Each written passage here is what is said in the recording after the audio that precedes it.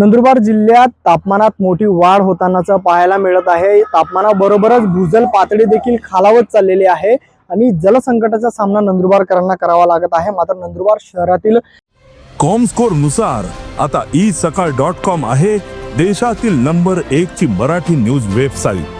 प्रत्येक अपडेटसाठी isakal.com ला नक्की भेट द्या। जलसंपदा विभागाचा बाहेर लागलेल्या एका बॅनरची सध्या जोरदार चर्चा आहे।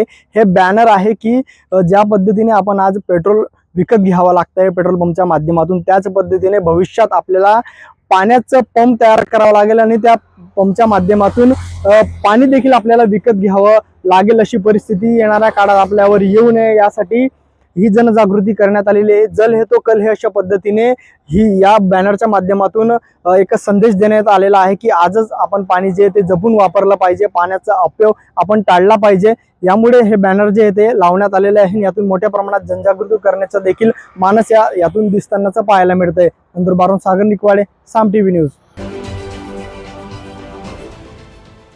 देश विदेशातील प्रत्येक घडामोडींचे लाईव्ह अपडेट मिळवण्यासाठी आता साम टीव्हीच्या सर्व सोशल मीडिया प्लॅटफॉर्मला लाईक, फॉलो आणि सबस्क्राईब करा।